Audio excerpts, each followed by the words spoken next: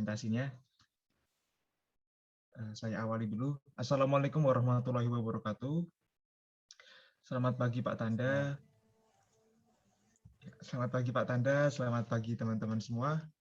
Mohon izin pada kesempatan kali ini kami akan mempresentasikan hasil dari diskusi kami mengenai pemindah tanganan BMN melalui mekanisme hibah dan penyertaan modal pemerintah pusat atau yang disingkat PMPP.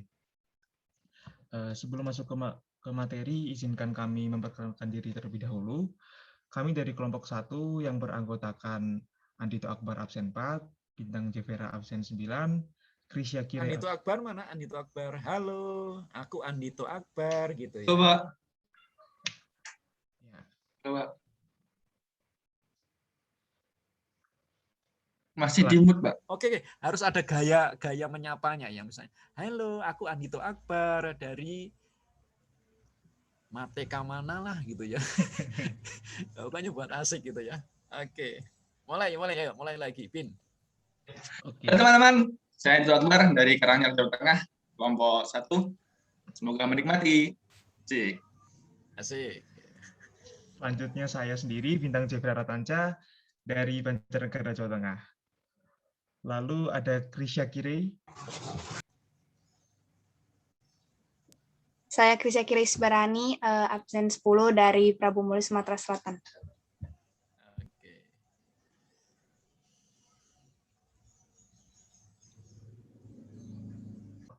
Selanjutnya absen 13 Endria Elsa Putri. Halo, saya Endria Elsa Putri, absen 13 dari Kediri. Kemudian ada Safira Aulia absen 29. Indri. Iya, Pak. Kediri apa Besawo? Kediri, Pak. Kediri ini ndi? Kediri Kandangan. Jirene Besawo piye to, Pak? Besawo apa? Medawa. Enggak, Pak. Medawa apa? Medawa. Nggih. Oh, Medawa ya. Itu Kediri coret, ya. Lanjut. Selanjutnya ada Salsabila Putri absen 30. Pagi semua, saya Salsabila dari Cabang Beriman. Kemudian yang terakhir ada Tasya Nurzakiah absen 31. Selamat pagi, saya Tasya Nurzakiah dari Lampung. Baik, terima kasih teman-teman kelompok saya. Selanjutnya, materi yang kami presentasikan mengenai pemindah tanganan ini mengacu pada 4 dasar hukum yang berlaku, yaitu ada Keputusan Menteri Keuangan Nomor 334 Tahun 2021, kemudian Peraturan Pemerintah Nomor 27 Tahun 2014, Peraturan Pemerintah Nomor 28 Tahun 2020, dan Peraturan Menteri Keuangan Nomor 111 Tahun 2016. Materi akan diawali oleh rekan saya, Krisya. Untuk Krisya dipersilahkan. Ya, terima kasih Bintang. Next. Jadi definisi atau pengertian pemindah tanganan itu sendiri adalah pengalihan kepemilikan barang milik negara atau BMN, dan menurut KMK 334 pemindah tangan ini sendiri memiliki 4 mekanisme, yaitu yang pertama ada penjualan, yang kedua ada tukar-menukar, yang ketiga ada hibah, dan yang keempat ada penyertaan modal pemerintah pusat atau disingkat dengan PMPP. Next. Yang pertama itu hibah. Definisi hibah merupakan pengalihan kepemilikan barang dari pemerintah pusat kepada pemerintah daerah atau kepada pihak lain tanpa memperoleh penggantian. Lalu ada objek hibah. Objek hibah ini terdiri dari tanah dan atau bangunan. Yang kedua yaitu ada selain tanah dan atau bangunan, kecuali yang tidak memerlukan penetapan status penggunaan. Lalu ada subjek hibah. Subjek hibah itu terdiri dari 2, yaitu pengelola barang dan pengguna barang. Selanjutnya akan dijelaskan oleh teman saya, Tasya. Baik, akan saya lanjutkan syarat-syarat hibah. Yang pertama, bukan merupakan barang rahasia negara. Lalu yang kedua, bukan merupakan barang yang menguasai hajat hidup orang banyak. 3, tidak digunakan lagi dalam penyelenggaraan, tugas, dan fungsi penyelenggaraan pemerintah negara. Pihak-pihak yang menerima hibah, yang pertama, lembaga yang bersifat non-komersial, kedua, masyarakat dalam rangka menjalankan kebijakan pemerintah yang diatur dalam perundang-undangan, ketiga, pemerintah negara lain dalam kerangka hubungan internasional, empat, masyarakat internasional yang terkena akibat dari bencana alam, perang atau wabah penyakit endemik, lima, pemerintah daerah atau desa, 6. BUMN berbentuk perusahaan umum, 7. BUMD, 8. PT NBH, 9. Pihak lain yang ditetapkan oleh pengelola barang. Next. Tata cara mekanisme hibah. Yang pertama, BMN berupa tanah dan atau bangunan dan selain tanah dan atau bangunan yang memiliki bukti kepemilikan. Lalu, BMN selain tanah dan atau bangunan yang tidak memiliki bukti kepemilikan dengan nilai perolehan di atas 100 juta rupiah. BMN selain tanah dan atau bangunan yang tidak memiliki bukti kepemilikan dengan nilai perolehan sampai dengan 100 juta rupiah per unit atau satuan. BMN dari awal perolehan dimaksud untuk dihibahkan dalam rangka kegiatan pemerintah. Yang terakhir, bongkaran BMN karena perbaikan, renovasi, rehabilitas, atau restorasi.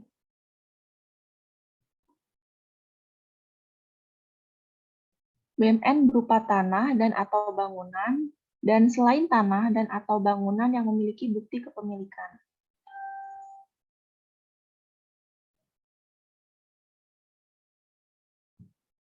Tata cara pelaksanaan hibah BMN.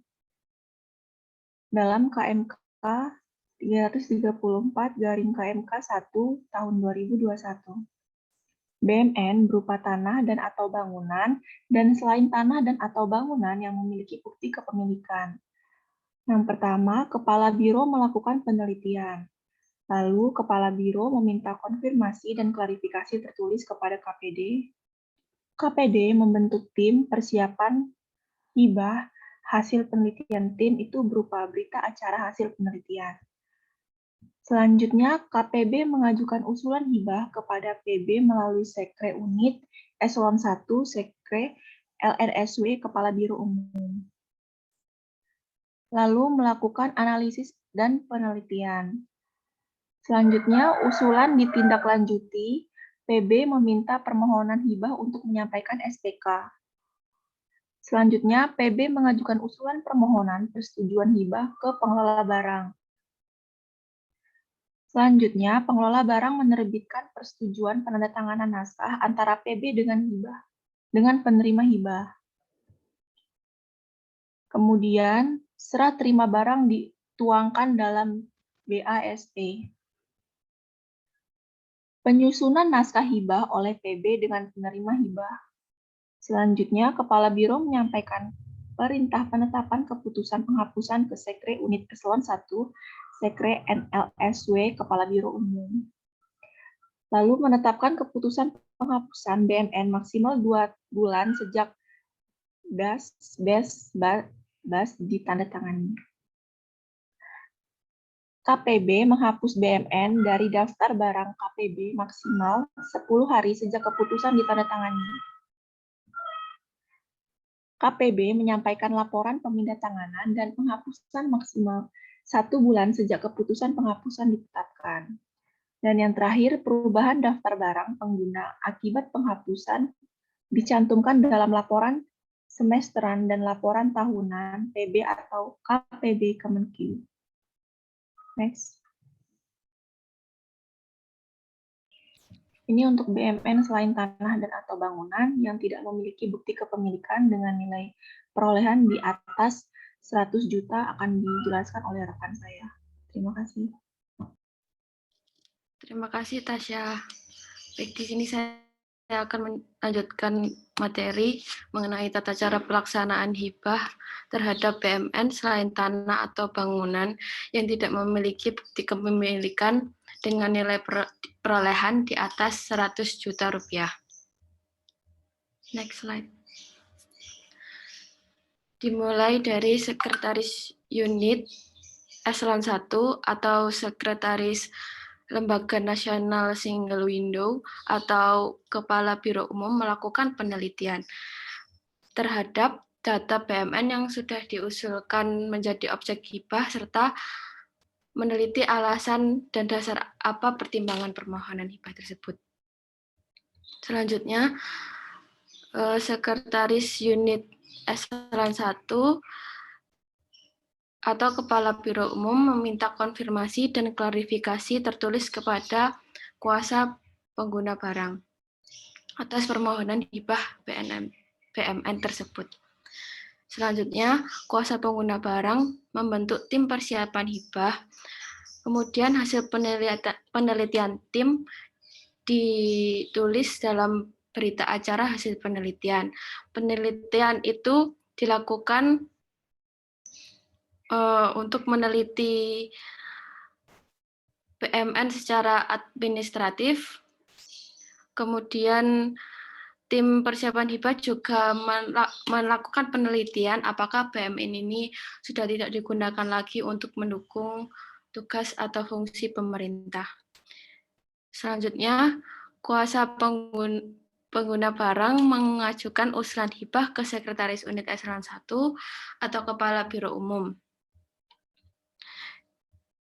Dan Sekretaris Unit Eselon 1 melakukan analisis dan penelitian atau meminta keterangan dan penjelasan bila diperlukan. Selanjutnya, Sekretaris Unit Eselon 1 meminta permohonan hibah untuk menyampaikan surat pernyataan kesediaan menerima hibah BMN.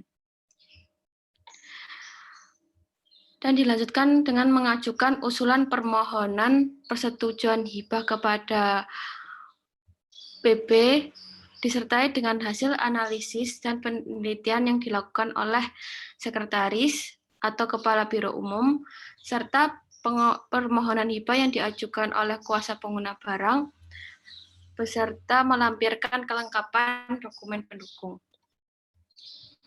PB melakukan penelitian atas permohonan hibah yang diajukan oleh Sekretaris Unit Eselon 1 dalam hal dapat ditindaklanjuti, maka pengguna barang mengajukan permohonan persetujuan hibah kepada pengelola barang. Kemudian pengelola barang menerbitkan persetujuan dan PB menyampaikan perintah penyusunan dan penandatangan naskah hibah dan BAST dengan melampirkan persetujuan hibah dari pengelola. Selanjutnya, penyusunan naskah hibah oleh Sekretaris Unit Eselon 1 dengan penerima hibah. Penandatanganan antara Sekretaris Unit Eselon 1 dengan penerima hibah dan dilanjutkan dengan menetapkan keputusan penghapusan BMN dalam jangka waktu maksimal 2 bulan sejak BAST ditandatangani. Kemudian kuasa pengguna barang menghapus BMN dari daftar barang kuasa pengguna barang maksimal 10 hari sejak keputusan ditandatangani dan menyampaikan laporan pemindah tanganan penghapusan maksimal 1 bulan sejak keputusan penghapusan ditetapkan. Kemudian setelah laporan itu laporan pemindah tanganan dilaksanakan, dilanjutkan oleh perubahan daftar barang pengguna akibat penghapusan dicantumkan dalam laporan semesteran dan laporan tahunan PB atau KPP Kemenkeu. Selanjutnya, terhadap BMN selain tanah dan atau bangunan yang tidak memiliki bukti kepemilikan dengan nilai perolehan sampai dengan 100 juta rupiah. Dimulai dari kuasa pengguna barang meneliti permohonan hibah dari Pemda atau pihak lain terhadap data BMN yang diusulkan. Selanjutnya, jika disetujui, kuasa pengguna barang membentuk tim persiapan hibah yang bertugas untuk meneliti dan menyusun laporan.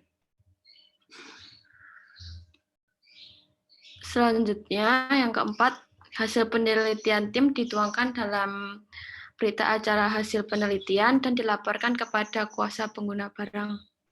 Jika hasil penelitian tersebut disetujui, maka dilanjutkan dengan kuasa pengguna barang meminta permohonan hibah untuk menyampaikan surat pernyataan kesediaan menerima hibah. Kuasa pengguna barang mengajukan usulan hibah kepada Sekretaris Eselon 1 atau Kepala Biro Umum dan ditembuskan kepada pengguna barang dengan melampirkan daftar barang permohon hibah dan dokumen pendukung lainnya. Selanjutnya, Sekretaris Eselon 1 meneliti usulan tersebut. Penelitian memang dilakukan beberapa kali untuk memastikan kebenaran dari BMN yang dihibahkan. Dan jika terdapat ketidaksesuaian antara pemohon hibah BMN dengan perencana pemindah tangan BMN, Kepala Biro dapat mengajukan revisi dengan menyertakan alasan dan data pendukung. Selanjutnya, Sekretaris Eselon 1 menerbitkan persetujuan hibah dan menyusun naskah hibah, serta melakukan serah terima yang dituangkan ke dalam PAST. Selanjutnya, menetapkan keputusan penghapusan BMN dan kuasa pengguna barang menghapuskan BMN dari daftar kuasa pengguna barang, serta menyusun laporan pemindahan BMN. Next slide. Selanjutnya, terhadap BMN yang dari awal perolehan dimaksud untuk dihibahkan dalam rangka kegiatan pemerintahan. Dimulai dari kuasa pengguna barang membentuk tim persiapan hibah, dan tim tersebut memiliki tugas untuk meneliti serta menilai BMN yang akan dihibahkan. Selanjutnya, kegiatan penelitian itu dilakukan untuk meneliti dari data administratif seperti status kepemilikan tanah, kemudian melakukan penelitian fisik. Setelah melakukan penelitian, tim juga akan menilai BMN tersebut. Dan hasil penelitian akan dituangkan dalam berita acara hasil penelitian. Kuasa pengguna barang meminta calon penerima hibah untuk menyampaikan surat pernyataan kesediaan menerima hibah BMN serta mengajukan usulan hibah dan ditembuskan kepada pengguna barang. Dilanjutkan dengan Kepala Biro Umum melakukan penelitian atas usulan hibah yang disampaikan oleh kuasa pengguna barang. Jika terdapat ketidaksesuaian pemindah tanganan BMN antara pemohon hibah BMN dengan perencanaan pemindah tanganan, maka yang bersangkutan dapat mengajukan revisi dengan disertai alasan dan data yang mendukung kepada pengguna barang. Persetujuan hibah BMN ditindaklanjuti dengan penyusunan naskah hibah. Penandatanganan naskah hibah dilaksanakan paling lama 3 bulan sejak tanggal persetujuan hibah dan diikuti dengan serah terima barang yang dituangkan dalam PAST. Kemudian ditandatangani penerima hibah. Tanda tangan tersebut bertujuan bahwa BMN telah diterima dan disetujui oleh penerima hibah. Selanjutnya, Kepala Biro menetapkan keputusan penghapusan BMN, dan yang terakhir, kuasa pengguna barang menghapus BMN dari daftar barang kuasa pengguna dan menyusun laporan pemindahan. Dan selanjutnya akan dilanjutkan oleh pemateri selanjutnya. Terima kasih. Baik, makasih Bella. Saya di sini akan melanjutkan penjelasan dari Bella, yaitu di bagian E ada bongkaran BMN karena perbaikan, baik itu renovasi, rehabilitasi, ataupun restorasi. Mungkin bisa di halaman selanjutnya, Jeff.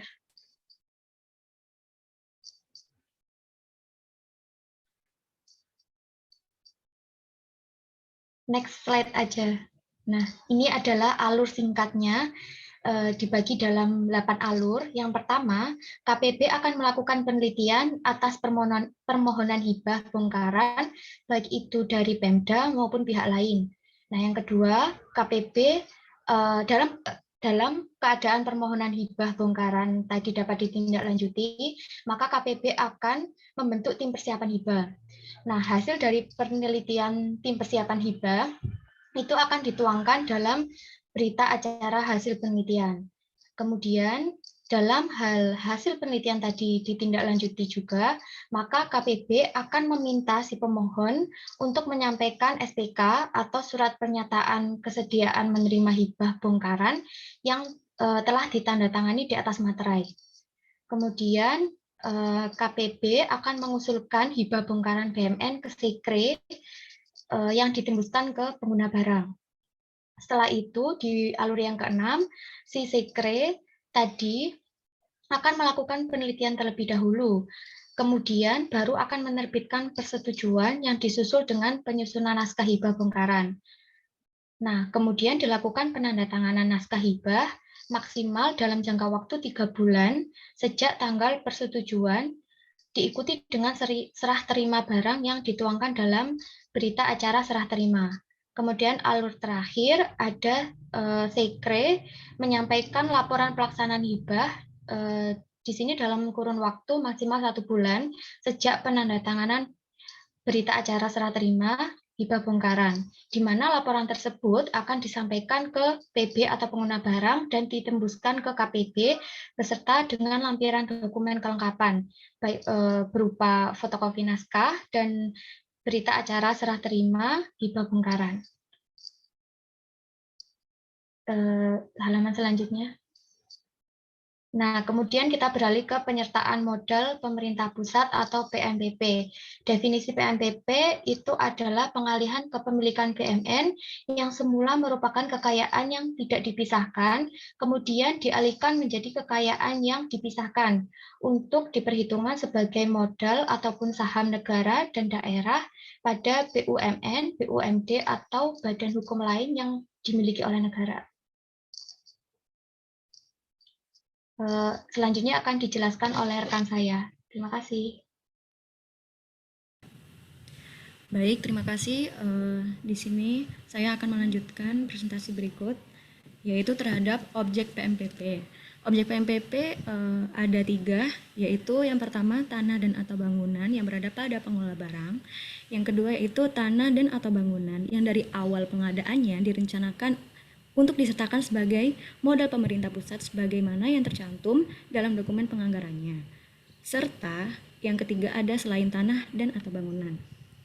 Subjek PMPP terdapat 2, yaitu pengelola barang dan juga pengguna barang.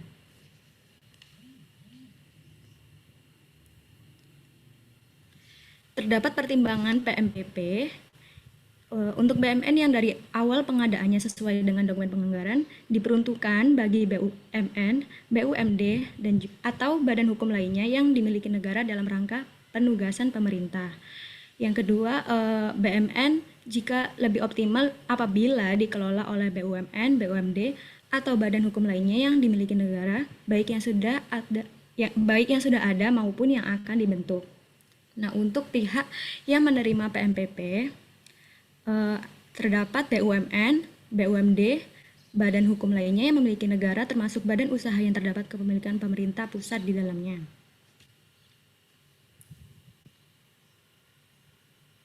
Nah, untuk tata cara mekanisme PMPP ada yang berada pada pengelola barang, yaitu PMPP yang berasal dari BMN berupa tanah dan atau bangunan, dan BMN selain tanah dan atau bangunan.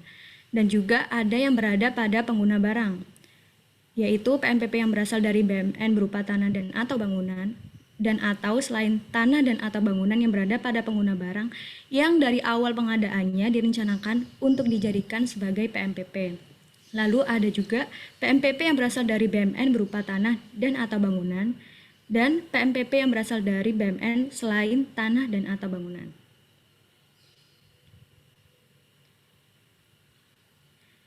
Lalu untuk tata cara PMPP yang berasal dari BMN berupa tanah dan atau bangunan dan BMN selain tanah dan atau bangunan yang berada pada pengelola barang. Dimulai dari pengelola barang melakukan analisis mengenai kelayakan penyertaan modal pemerintah pusat sesuai dengan ketentuan yaitu pada pasal 99, yaitu dilakukan dalam rangka pendirian, memperbaiki struktur permodalan, dan atau meningkatkan kapasitas usaha BUMN, BUMD, atau badan hukum lainnya yang dimiliki negara sesuai dengan ketentuan peraturan perundang-undangan. Dan juga terdapat pertimbangan yang sudah saya sebutkan tadi. Lalu, pengelola barang mengajukan permohonan kepada penilai untuk melakukan penilaian BMN yang akan menjadi objek PMPP. Penilai menyampaikan laporan penilaian kepada pengelola barang. Lalu berdasarkan hasil analisis tersebut, pengelola barang melakukan kajian bersama calon penerima penyertaan modal pemerintah pusat, KL yang bertanggung jawab di bidang pembinaan BUMN atau instansi pemerintah daerah yang terkait, dan atau KL sektor terkait, dan itu semuanya dituangkan dalam dokumen hasil kajian. Nah, dalam hal berdasarkan kajian bersama, PMPP yang layak dilaksanakan akan ditindaklanjuti dengan calon penerima PMPP menyampaikan surat pernyataan kesediaan menerima PMPP yang berasal dari BMN. Lalu, pengelola barang menyampaikan rancangan peraturan pemerintah atau RPP mengenai PMPP dengan nilai penyertaan modal pemerintah pusat berdasarkan hasil penilaian pada saat persetujuan pengelola barang dan melakukan pembahasan dengan melibatkan instansi terkait. Next. Nah, untuk persetujuan yang memerlukan persetujuan DPR, dapat dilakukan dengan pengelola barang terlebih dahulu mengajukan permohonan persetujuan kepada DPR, lalu berdasarkan surat persetujuan tersebut, pengelola barang mengajukan RPP mengenai PMPP kepada Presiden untuk ditetapkan. Nah, terdapat juga dalam hal penyertaan PMPP yang tidak memerlukan persetujuan DPR, tetapi BMN yang menjadi objek penyertaan modal pemerintah memiliki nilai lebih dari 10 miliar rupiah, dapat dilakukan dengan pengelola barang mengajukan permohonan persetujuan kepada Presiden dan menyertakan RPP mengenai PMPP kepada Presiden untuk ditetapkan. Nah, terdapat juga jika tidak memerlukan persetujuan DPR, namun BMN yang menjadi objek PMPP memiliki nilai di bawah 10 miliar rupiah, pengelola barang menyampaikan RPP mengenai PMPP kepada Presiden untuk ditetapkan. Nah, berdasarkan peraturan pemerintah mengenai penetapan PMPP, pengelola barang melakukan serah terima dengan penerima PMPP yang dituangkan dalam berita acara serah terima atau BAST. Lalu yang terakhir, pengelola barang melakukan penghapusan BMN yang telah dijadikan PMPP dari daftar barang pengelola dengan berpedoman pada ketentuan peraturan perundang-undangan di bidang penghapusan BMN. Selanjutnya akan dilanjutkan oleh rekan saya. Terima kasih. Oke, teman-teman, di sini saya melanjutkan dari presentasi Safau. Ada PMPP yang berasal dari BMN berupa tanah dan atau bangunan dan atau selain tanah dan atau bangunan yang berada pada pengguna barang dari awal pengadaannya direncanakan untuk dijadikan sebagai PMPP. Yang pertama tuh ada PB. PB di sini tuh pengguna barang ya. Pengguna barang itu nanti membentuk tim internal yang ditugaskan untuk menyiapkan data, melakukan penelitian, menyampaikan laporan. Nah, lalu ketika itu misal dari pihak tim internal membutuhkan penilaian ya untuk menilai, mereka akan memanggil tim penilai. Nah, nanti setelah itu pengguna barang mengajukan permohonan persetujuan PMP pusat kepada pengelola barang. Nah, setelah pengajuan tersebut, pengelola barang melakukan analisis sesuai tujuan atas permohonan tersebut. Lalu ada pengelola barang mengajukan permohonan kepada penilai untuk melakukan penilaian BMN berupa tanah dan atau bangunan. Lalu ketika penilai menyampaikan laporan penilaian kepada pengelola barang. Nah, pengelola barang nanti menerbitkan surat persetujuan atas PMP pusat. Dan selanjutnya itu pengelola barang melakukan kajian bersama dan menyiapkan RPP PMP pusat. Jika PMP pusatnya itu lebih dari 10 miliar, PB atau pengguna barang mengajukan permohonan persetujuan kepada Presiden serta RPP PMP pusat untuk ditetapkan. Lalu pengguna barang melakukan serah terima dan dituangkan ke dalam BAST. Dan yang terakhir itu pengguna barang melakukan penghapusan BMN. Dong. Next. Nah, selanjutnya itu adalah PMP yang berasal dari BMN berupa tanah dan atau bangunan yang berada pada pengguna barang. Yang pertama itu kita lihat pengguna barang melakukan inventarisasi serta identifikasi pihak penerima PMP pusat. Lalu pengguna barang melakukan persiapan PMP pusat dengan membentuk tim internal untuk menyiapkan data, melakukan penilaian, menyampaikan laporan, dan lain-lain. Lalu pengguna barang melakukan permohonan persetujuan PMP pusat kepada pengelola barang. Saat itu pengelola barang melakukan analisis kesesuaian tujuan dan permohonan tersebut. Lalu pengelola barang mengkaji disetujui atau tidaknya permohonan pengguna barang. Jika tidak disetujui itu nanti pengelola barang memberitahukan alasannya kepada pengguna barang. Namun kalau disetujui nanti pengelola barang mengajukan permohonan kepada penilai untuk melakukan penilaian. Setelah itu penilai menyampaikan laporan pengelolaan kepada pengelola barang. Pengelola barang menerbitkan surat persetujuan PMPP. Pengelola barang melakukan kajian bersama penyiapan RPP PMP pusat. Nah, kalau PMP-nya itu lebih dari 10 miliar dan tidak memerlukan persetujuan DPR, dibutuhkan persetujuan Presiden serta RPP PMP. Kalau kurang dari 10 miliar dan tidak memerlukan persetujuan DPR, pengelola barang menyampaikan RPP PMP kepada Presiden untuk ditetapkan. Lalu pengguna barang melakukan serah terima yang dituangkan ke BAST. Yang terakhir itu pengguna barang melakukan penghapusan BMN, ya sama lah kayak tadi. Ayo next teman. Nah terakhir, MPP yang berasal dari BMN selain tanah dan atau bangunan berada pada pengguna barang. Pertama, pengguna barang melakukan inventarisasi serta identifikasi pihak penerima PMPP. Pengguna barang melakukan persiapan PMPP dengan menyiapkan tim internal untuk menyiapkan data, melakukan penilaian, menyampaikan laporan, dan lain sebagainya. Lalu pengguna barang mengajukan permohonan persetujuan PMPP kepada pengelola barang. Setelah itu, pengelola barang melakukan analisis kesesuaian tujuan atas permohonan tersebut. Pengelola barang mengkaji disetujui atau tidaknya permohonan dari pengguna barang. Jika tidak, nanti pengelola barang beritahukan alasannya kepada pengguna barang. Jika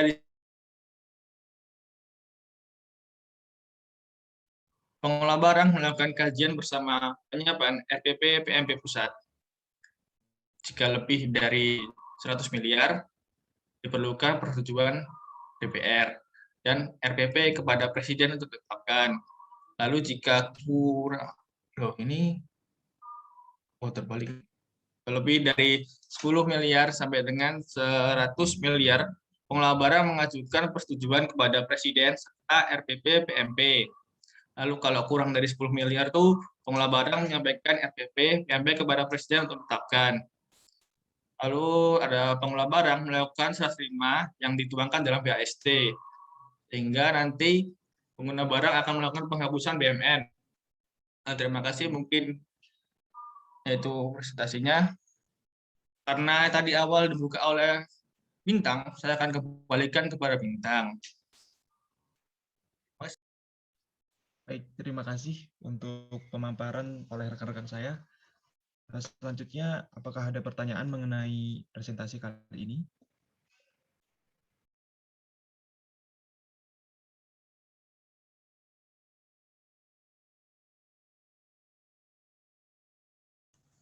Makasih ya kelompok 1 sudah presentasi luar biasa.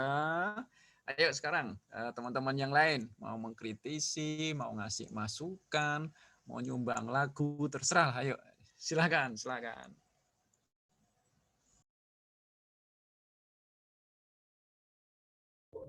Oh, mungkin izin Pak, mungkin ini ada yang raise hand, bisa dipersilahkan terlebih dahulu. Langsung aja dipersilahkan kalau ada yang raise hand atau yang bertanya, atau kelompok ini juga bisa ngasih pertanyaan ke teman-temannya. Kasih aja pertanyaan ke teman-teman yang ngantuk-ngantuk. Silahkan, ayo. Dilanjut.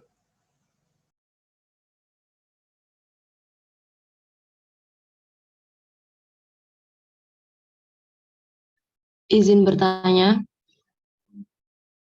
Ya, silakan. Selamat pagi, saya Anissa, absen 6. Saya ingin menanyakan di dalam objek hibah yang poin nomor 2 itu kan kecuali yang tidak memerlukan PSP. Nah, itu maksudnya apa ya? Terus contoh BMN yang tidak perlu PSP itu apa saja? Terima kasih.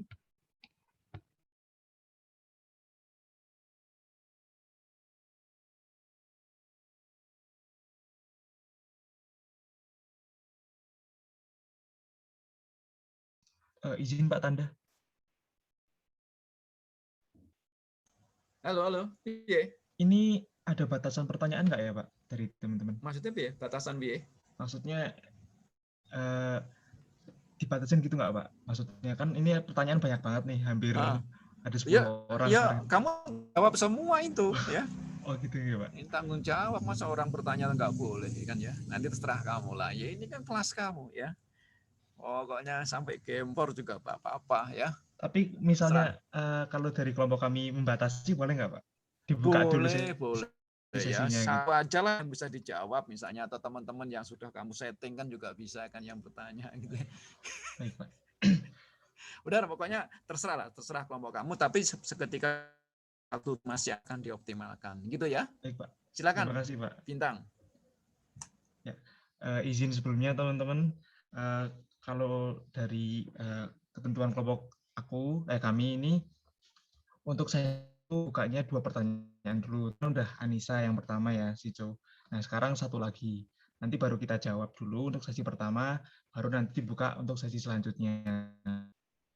Terima kasih. Ya. Terus selanjutnya yang tanya itu Farhan ya, yang duluan ya. Untuk Farhan dipersilahkan. Baik, terima kasih atas kesempatannya. Perkenalkan, nama saya Farhan Afsandi, absen 14. Saya izin bertanya. Nah, dalam tata cara pemindah tanganan ini sendiri, ada di mana kita persetujuannya itu diberikan oleh pengelola barang. Dan di situ juga ada di mana persetujuannya dikeluarkan oleh Sekretaris Unit Eselon 1 atau Sekretaris LNSW atau Kepala Biro Umum. Nah, yang ingin saya tanyakan itu sendiri, kapan yang membedakan di mana persetujuannya itu langsung ke ke pengelola barang, dan kapan ketika Sekretaris Unit Eselon 1, dan kenapa, apa hal yang mendasari perbedaan tersebut? Terima kasih.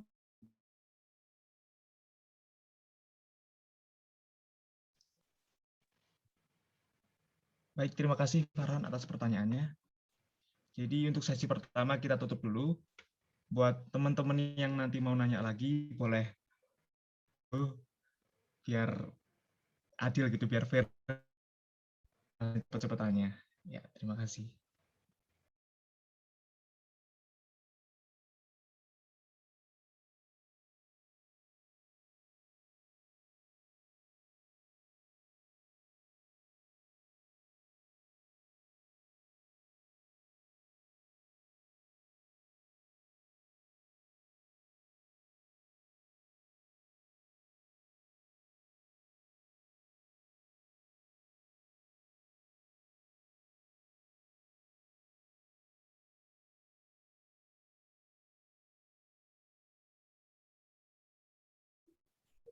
Saya mencoba izin menjawab pertanyaan dari Anissa Devita, Pak.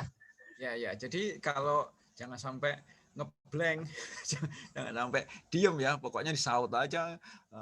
Saya ucapkan terima kasih, nggak apa-apa, yang penting saudara harus bisa belajar kelola kelas ya, jangan sampai ada yang diem gitu ya. Oke, makasih Chris, silakan Chris ya. Ya Pak, terima kasih Anissa Devita atas pertanyaannya. Jadi pertanyaannya tadi dalam objek hibah tadi ada yang kecuali yang tidak memerlukan penetapan status penggunaan. Terus yang ditanyakan itu maksudnya dan contohnya. Jadi pada prinsipnya objek pemindahantanganan BMN itu dapat berupa tanah dan atau bangunan dan juga selain tanah dan atau bangunan kecuali yang tidak memerlukan penetapan penggunaan. Jadi sebenarnya objek pemindahantanganan ini harus memiliki penetapan status penggunaan. Tetapi ada beberapa BMN atau barang milik negara yang tidak memerlukan penetapan status penggunaan. Dan menurut KMK 334 ada 4 BMN yang dikecualikan dari penetapan status penggunaan, yaitu yang pertama ada barang persediaan, ada konstruksi dalam pengerjaan atau KDP, ada barang yang dari awal pengadaannya direncanakan untuk dihibahkan, dan yang keempat yaitu aset tetap renovasi atau ATR. Terima kasih, Pak. Oke, baik, terima kasih Pak Krisye atas jawabannya. Sekarang beralih ke pertanyaannya Mas Farhan. Dikonfirmasi dulu, menurut Anissa apakah sudah puas atau kan bisa jadi nih, siapa? Anissa tadi ya, Anissa nggak puas gitu ya. Protes lagi kan bisa, asik gitu kan, semakin pertentangan kan semakin asik. Gimana Anissa? Sudah? Sudah puas, Pak. Tadi yang nanya Anissa ya, benar ya? Iya Pak, Anissa. Bin, tadi yang nanya Anissa ya? Iya Pak, Anissa Pak. Ya. Suaranya Anissa kecil banget. Halo Anissa. Iya Pak, saya Pak. Iya ya. Terus gimana atas jawaban Krisya? Dari Anissa sudah puas Pak. Terima kasih Krisya. Ya. Lanjut Bin. Ya, sama-sama. Baik, sekarang beralih ke pertanyaannya Mas Farhan ya. Untuk kelompok 1 boleh untuk menjawab pertanyaannya. Baik. Sembari menunggu, untuk sesi 2 akan saya buka kembali untuk 2 pertanyaan. Oke, bentar dong. Ini bareng-bareng aja ya, biar kalian nanti raisinnya itu fair gitu, biar adil. Oke, turun tangan dulu ya teman-teman. Mohon maaf. Oke. Untuk sesi kedua dibuka dalam hitungan ketiga ya teman-teman ya. Biar adil ya, 2 pertanyaan aja. 1, 2, 3. Oke. Udah ada Mas Aldinel sama Mbak Maudi ya yang bisa bertanya pada sesi kedua ini. Untuk yang pertama Mas Aldinel, dipersilahkan pertanyaannya.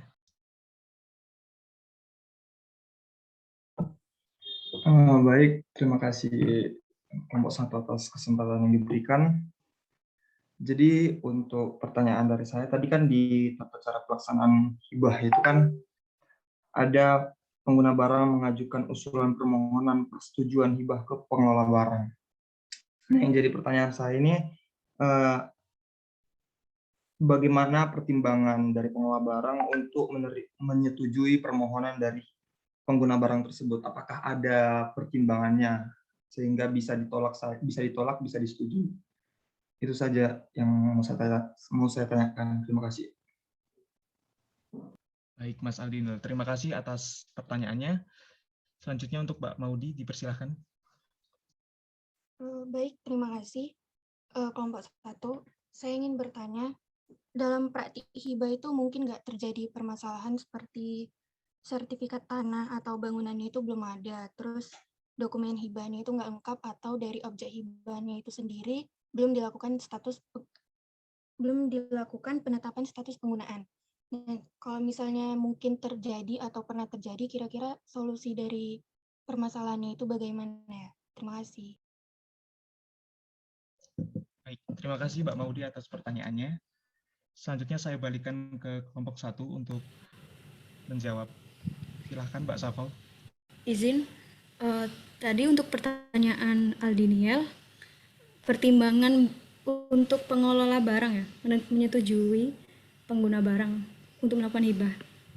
Nah, pertimbangannya dapat dilihat di pasal 68 ayat 1 dan 2, yaitu dilakukan dengan pertimbangan untuk kepentingan sosial, budaya, keagamaan, kemanusiaan, pendidikan yang bersifat non-komersial, dan juga penyelenggaraan pemerintah negara atau daerah. Nah, ada syarat-syaratnya juga, yaitu bukan merupakan barang rahasia negara, bukan merupakan barang yang menguasai hajat hidup orang banyak, dan juga tidak diperlukan dalam penyelenggaraan tugas dan fungsi dan penyelenggaraan pemerintah negara atau daerah. Terima kasih. Baik, terima kasih Mbak Safa atas jawabannya. Bagaimana pendapat Mas Aldinel? Apakah sudah puas atau belum? Baik, cukup jelas. Terima kasih atas jawabannya.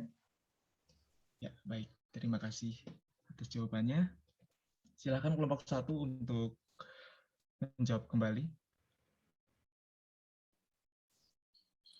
Izin menjawab pertanyaan Maudi mengenai kelengkapan dokumen hibah apabila tidak lengkap. Izin menjawab.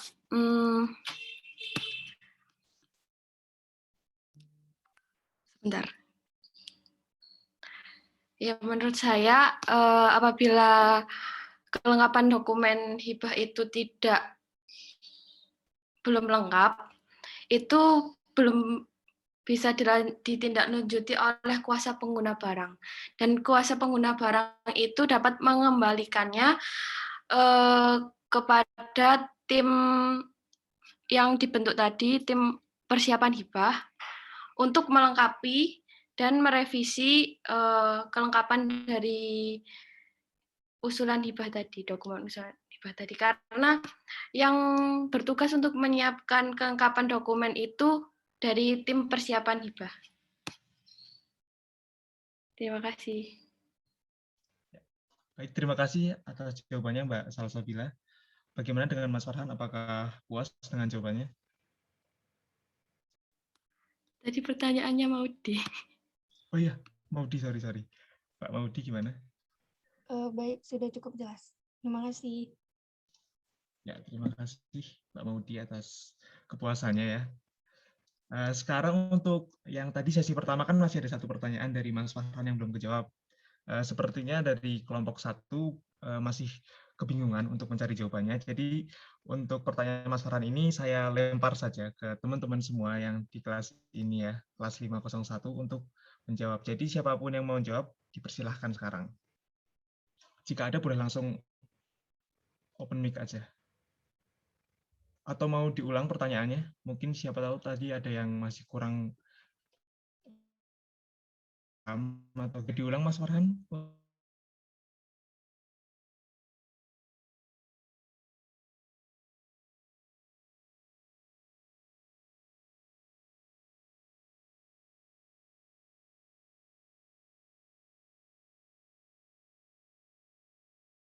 Ada juga ketika persetujuannya itu diberikan oleh sekretaris unit eselon 1. Nah, perbedaannya itu bagaimana ya, dan apa alasan itu? Cukup jelas ya tadi pertanyaannya dari Mas Farhan. Jadi untuk teman-teman yang mau menjawab, dipersilahkan. Lalu untuk info selanjutnya yaitu yang kita akan membuka sesi selanjutnya, yaitu sesi 3 untuk mungkin 3 pertanyaan karena hampir habis ya 1 jam SKS ini. Sembari menunggu siapapun yang mau menjawab pertanyaan Mas Farhan, akan dibuka sesi ketiga untuk 3 pertanyaan. Nah, sebelumnya ada yang mau menjawab dulu untuk pertanyaannya Mas Farhan? Baik, jika dirasa belum, maka kita akan membuka sesi ketiga untuk 3 pertanyaan. Dimulai dari biar fair gitu, nanti teman-teman silahkan raise hand cepet-cepetan untuk 3 pertanyaan. Hitungan ketiga boleh raise hand ya. 1, 2, 3. Baik, terima kasih untuk antusias teman-teman semua. Yang silahkan yang pertama Mbak Diva untuk pertanyaannya. Oke, jadi pertanyaan saya, kita itu di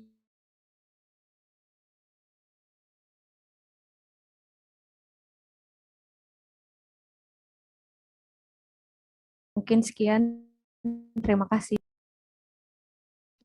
Baik, terima kasih Mbak Diva atas pertanyaannya. Selanjutnya Mas Abian dipersilahkan untuk pertanyaannya. Izin teman-teman, saya mau bertanya di tata cara kan itu ada sekretaris unit eselon 1 sama sekretaris LNSW. Nah, terus ada kepala biro umum dan kepala biro. Itu peran mereka itu sebagai KPB kah atau PB atau sebagai PBL, pengguna barang. Ya, singkatannya itu ya, kuasa pengguna barang atau pengolah barang atau pengguna barang. Peran mereka. Terima kasih. Apa udah jelas? Bisa tolong diulang nggak, Mas Abian, untuk pertanyaannya? Di tata cara kan ada sekretaris unit eselon 1, sekretaris LNSW, terus kepala biro itu ada 2, kepala biro umum dan kepala biro. Itu peran mereka itu sebagai kuasa pengguna barang atau pengelola barang dalam tata cara ini. Makasih. Oke, baik Mas Abian untuk pertanyaannya. Boleh dilanjut oleh Mas Teriana, pertanyaannya silahkan. Baik, terima kasih kepada kelompok 1 karena telah memberikan saya kesempatan untuk bertanya. Saya izin bertanya terkait dengan PMPP berupa BMN tanah dan bangunan yang berada pada pengguna barang. Tadi telah dijelaskan bahwa tahap pertama itu adalah PB melakukan inventarisasi serta identifikasi pihak pertama PMPP pusat. Nah, dari tahap tersebut saya masih belum bisa memahami terkait dengan frase inventarisasi penerima PMP pusat. Nah, itu kira-kira kegiatannya itu seperti apa ya? Terima kasih. Baik, terima kasih untuk Mas Teriana atas pertanyaannya. Dan sesi 3 sudah berakhir ya untuk pertanyaannya. Sekarang dikembalikan kembali ke kelompok 1. Silahkan untuk menjawab pertanyaan tadi, kelompok 1, jika sudah siap. Dan buat teman-teman tadi yang untuk pertanyaan Mas Fahran ini, kalau mau ada yang jawab, dipersilahkan untuk menjawab ya. Karena memang pertanyaannya nih udah susah ya. Jadi emang kelompok kami pun juga susah untuk mencari jawabannya.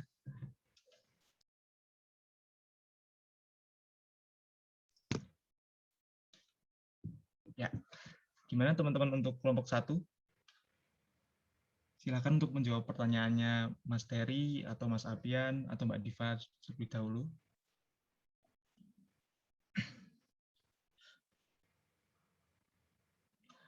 Oh ya, ini waktu sampai pukul 9:04 tadi sudah 9:07 tadi sudah diingatkan oleh Mas Ambon ya untuk 1 SKS.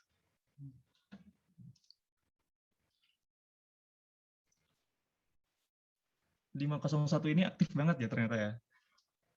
Banyak banget yang mau tanya soalnya. Keren sih. Sangat antusias. Ya, baik. Bagaimana untuk kelompok 1, apakah ingin menjawab? Jika tidak, maka ada sesi lempar kembali untuk ke teman-teman kita.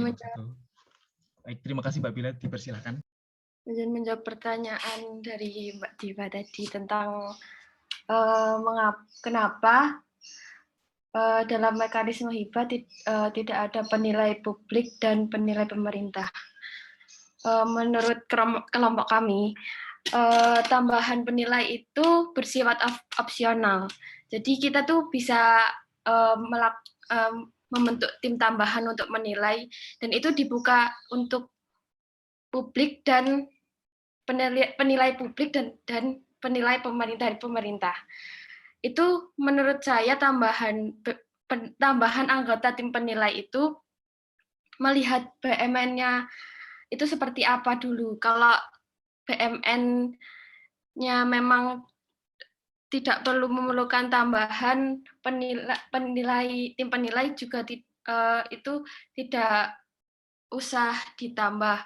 Jadi hibah itu biasanya juga sudah disertakan nilai BMN-nya. Jadi dari kuasa pengguna itu cuma mengidentifikasi kelengkapan dokumen-dokumen yang akan menjadi objek BMN tadi yang akan dibahkan. Apa ada tanggapan dari Mbak Diva? Oke, cukup. Makasih ya Bila dan kelompok 1. Sama-sama. Baik, terima kasih untuk Mbak Bila dan Mbak Diva atas jawaban dan pertanyaannya.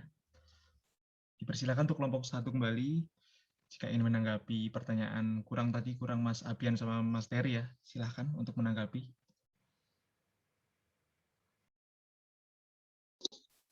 Mungkin saya perwakilan kelompok 1 akan menjawab pertanyaan dari Mas Abian tentang sekre eselon 1 atau sekre NSW atau kepala biro itu masuk ke pengelola, pengguna, atau KPB. Jadi jawabannya kepala biro, unit eselon 1 atau sekre itu masuk ke pengguna barang. Itu ada di ruang lingkupnya hibah, pengelolaan hibah.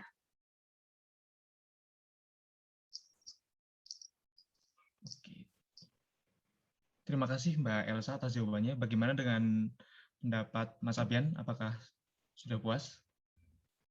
Iya, sudah. Terima kasih. Baik, terima kasih. Selanjutnya untuk pertanyaannya Mas Teriana dan Mas Farhan, apakah ada yang ingin menjawab dari kelompok 1?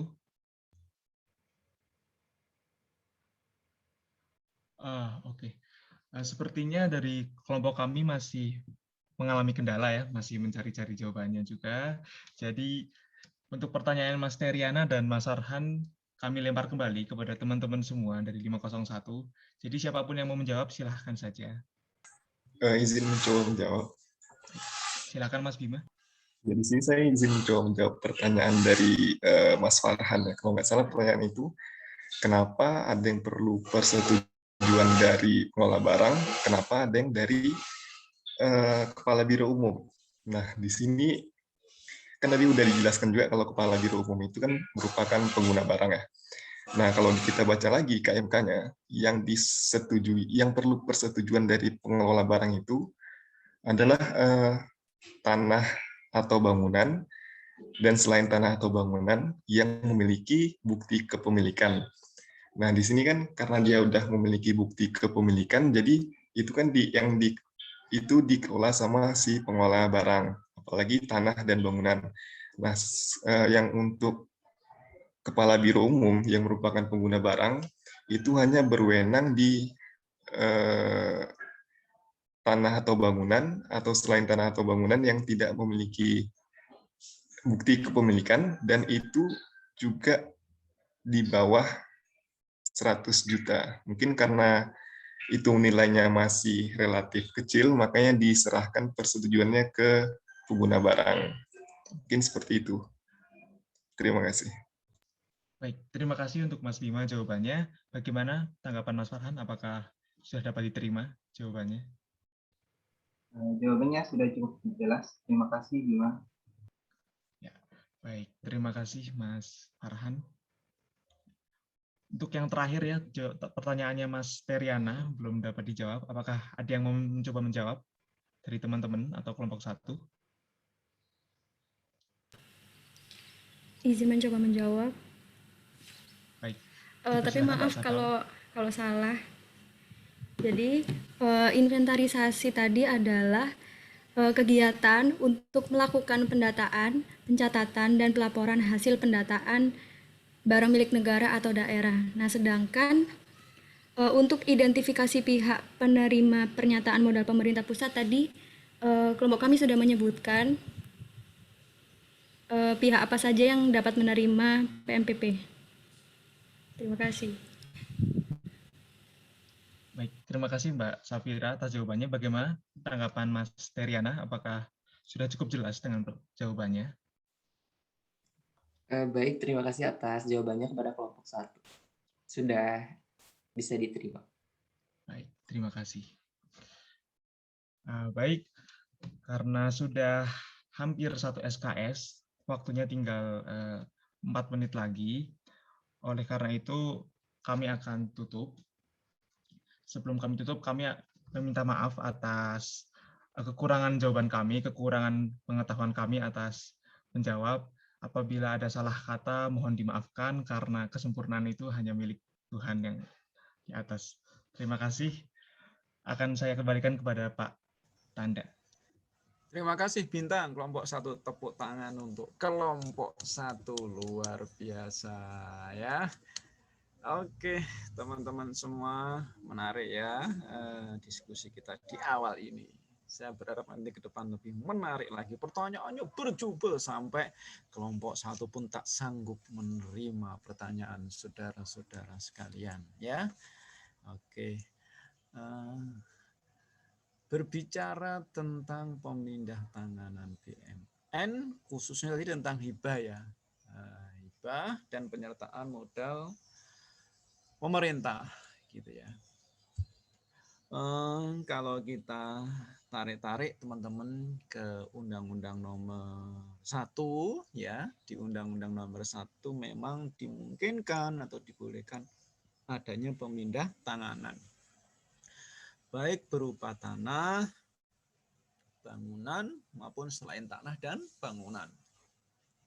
Di Undang-Undang Nomor 1 juga disebutkan di sana bahwa ada yang kewenangannya DPR, gitu ya. Ada yang kewenangannya di pemerintah. Pemerintah itu bisa presiden, bisa juga menteri keuangan, dan bahkan di Kementerian Keuangan pun bisa didelegasikan sampai level kuasa pengguna, jadi samping kepada pengguna maupun kuasa pengguna. Kalau Menteri Keuangan dalam artian ini adalah BUN ya, sebagai bendahara umum negara. Gitu ya teman-teman. Kalau yang kewenangan DPR apa? Ya kewenangan DPR. Tanah, bangunan sama, kalau selain tanah dan bangunan yang nilainya berapa teman-teman? Ayo, siapa yang ingat? Ayo, menurut Undang-Undang Nomor 1. 10 miliar.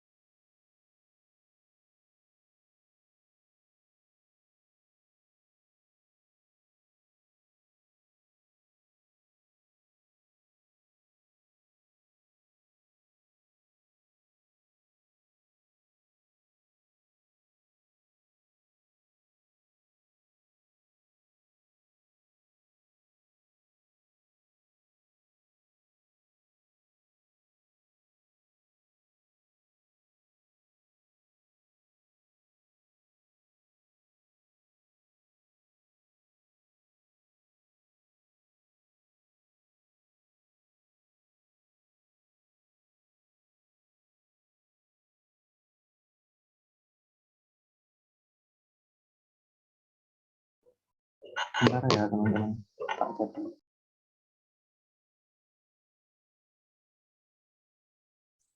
Silakan dilanjut Mas Ilham.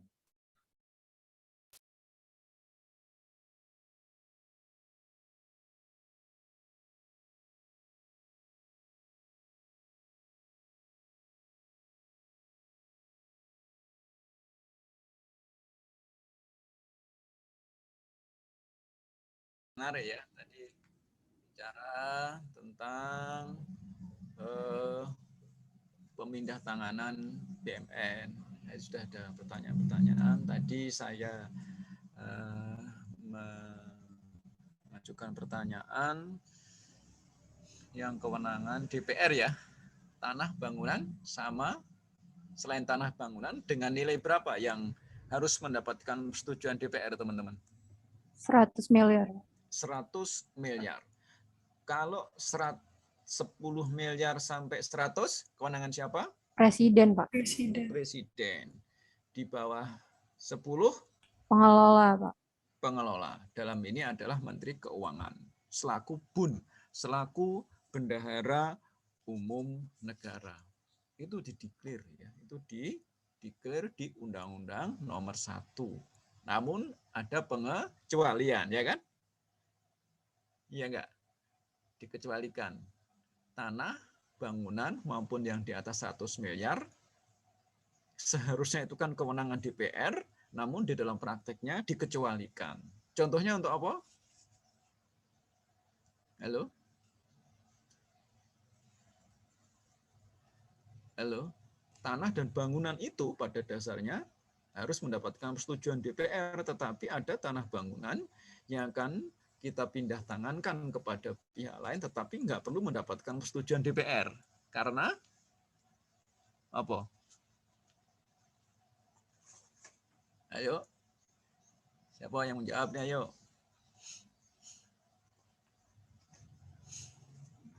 Karena tanah tersebut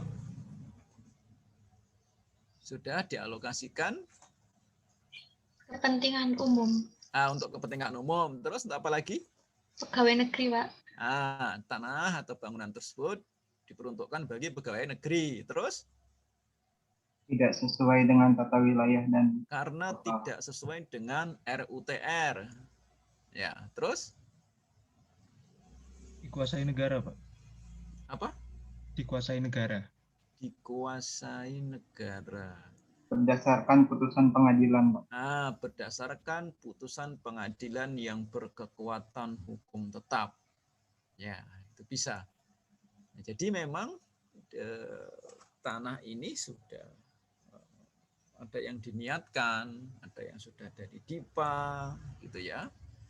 Ada yang berdasarkan peraturan perundang-undangan, dia nggak perlu setujuan DPR, gitu ya. Tadi seperti pengalihan tanah, bangunan untuk pegawai negeri, gitu ya, teman-teman. Nah, ini atau keputusan pengadilan tadi ya. Di DIPA juga ada. Saya ingin mengajari gitu ya konstruksinya di dalam memahami pengelolaan BUMN ini. Konstruksinya kita tarik yang paling tinggi dulu, yaitu di undang-undang dulu gitu ya. Di undang-undangnya bagaimana, terus kemudian nanti di PP-nya, saudara bisa bandingin tuh. Ya, di undang-undang, di PP, terus kemudian di PMK, turun lagi sampai kepada KMK. Gitu. Nah, ini kalau nggak sesuai, kita sebenarnya bisa melakukan kritisi gitu ya. Jadi teman-teman, konstruksinya demikian. Nanti teman-teman ketika mau presentasi berikutnya, atau menjawab di UTS atau di apa-apa, saudara harus menarik dulu konstruksinya dari undang-undang. Gitu ya, di undang-undangnya ada nggak nih, dicari. Seperti yang kemarin saya ingatkan saudara, PMPP, penyertaan modal pemerintah itu ada di undang-undangnya gitu aja. Undang-undang nomor berapa?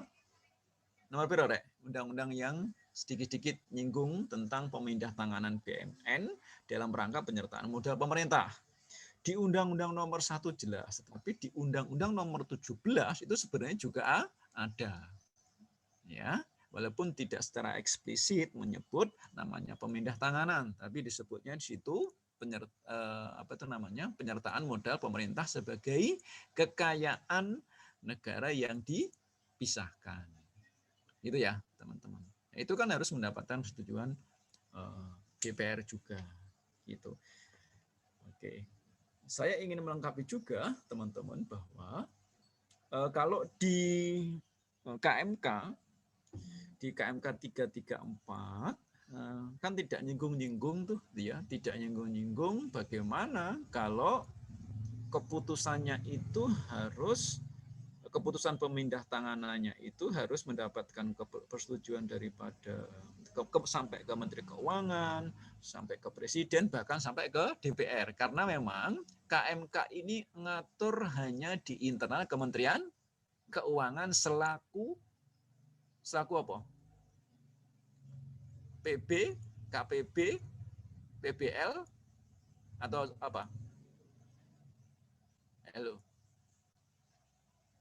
Pengguna, Pak.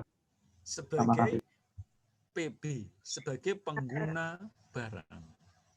Ya, jadi Kalau KMK ini hanya mengatur bagaimana kewenangan kewenangan Kementerian Keuangan selaku PB, selaku pengguna barang, juga sebagai kuasa pengguna barang pada level satkernya. Ya, tadi ada pertanyaan ya, sesungguhnya perannya ada biro umum, ada LNSW gitu ya. Gitu. Apa sih gitu? Nah, teman-teman sekalian, kalau pengguna ini adalah kementerian. Kementerian dalam hal ini didelegasikan kepada Sekretaris Jenderal Kementerian Keuangan. Oleh Sekretaris Jenderal lagi didelegasikan lagi di dalam prakteknya kepada Kepala Biro. Ya, Kepala Biro pun bukan Kepala Biro umum ya, Kepala Biro. Kepala Biro pun ini nanti dieksekusinya di Kepala Biro Ramadan. Kepala Biro Manajemen Aset dan Pengadaan. Di sanalah sesungguhnya yang mengeksekusi mewakili Menteri Keuangan selaku pengguna barang. Ya. Kemudian kalau usulan-usulan nanti sampai kepada kepala biro, gitu ya. Nah, kalau para biro umum itu mewakili Sekretaris Jenderal dalam artian sebagai satker, unit eselon 2 yang mewakili sebagai satker. Ya. Sebenarnya mewakili eselon 1. Mewakili eselon 1 bentuknya sebagai eselon 2 dan posisinya sebagai satker. Seperti sekretaris eselon 1, ada Sesdijen. Sesdijen itu biasanya mewakili eselon 1. Ya, mewakili eselon 1, terus kemudian mewakili satker-satker yang ada di bawahnya. Sama dengan LNSW. Itu sebenarnya eselon 2. LNSW eselon 1 atau eselon 2? Lembaga Nasional Single Window di Kementerian Keuangan. Eselon 2. Gitu ya. Terus kemudian ada juga Biro Umum tadi yang di Kementerian Keuangan selaku eselon 2 itu mewakili. Jadi ini bisa disebut di dalam bahasa pengelolaan BUMN adalah kuasa pengguna barang. Ya, pembantu pengguna barang eselon 1. Ya. Ada pembantu pengguna barang eselon 1. Di bawahnya itu nanti ada pembantu pengguna barang wilayah. Ini kalau untuk Kanwil. Ya, karena kita kan punya Kanwil tuh. Ya. Itu di dalam bahasa teknis di lapangan. Terus kemudian barulah yang terakhir sebagai KPB, kuasa pengguna barang. Gitu ya. Apa ada Pak pembantu kuasa pengguna barang? Ya, di dalam praktek ada yang sampai ke detail itu apabila ada satker yang namanya satker pembantu. Di Kementerian Keuangan masih ada, di BC itu ada satker eselon 4, tapi posisinya sebagai satker. Ya, kantor, cabang, membantu, bea cukai. Nah, terus kemudian ada KP2KP di pajak, kantor penyuluhan pajak. Itu eselon 4, tetapi posisinya sudah seperti satker. Ya, jadi kepala kantornya itu jabatannya eselon 4. Ya. Kalau di saudara nanti ditempatkan di mana ya? Kalau di Pemda itu pembantunya itu koyo kecamatan, kelurahan gitu ya. Nanti kalau saudara ditempatkan di kelurahan itu bisa sampai situ ya. Apakah mungkin anak PKN STAN penempatannya sampai di kelurahan? Kira-kira memungkinkan nggak, kira teman-teman ya? Kelurahan. Iya kira-kira. Ada nggak cutting saudara yang ditempatkan di Pemda, terus di Pemdanya itu ditempatkan lagi, diturunkan sampai di level kelurahan gitu? Udah dapat cerita belum? Atau pernah dapat cerita belum? Belum ya? Belum, Pak.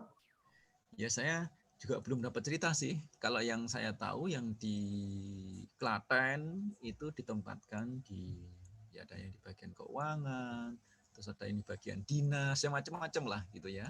Tetapi saya juga belum pernah mendengar atau mendapat informasi kalau diturunkan sampai di tingkat kecamatan atau bahkan sampai tingkat kelurahan. Nah, tapi memungkinkan hal seperti itu ya teman-teman, karena kalau di Pemda kan juga ada eselon ring tuh.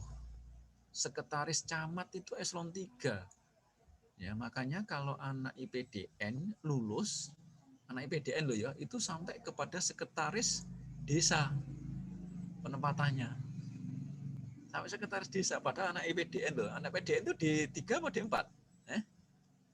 Di 4, Pak. Di 4. Ya, di 4. Jangan-jangan nanti lulusan STAN yang ditempatkan di Pemda sampai sekretarisnya sekretaris desa nih. Ya. Atau sekretarisnya kepala desa. Sekretarisnya istri kepala desa. Ya karena kalau kita mau compare IPDN, karena kalau saudara sudah masuk nanti di Kementerian Dalam Negeri atau sudah masuk di Pemda, maka rule the game-nya ya, aturan mainnya kita merujuk kepada Pemda itu ya, nggak merujuk kepada Kementerian Keuangan. Ini siap ya? Siap? Halo, are you ready? Ilham ini senyum-senyum udah siap ya?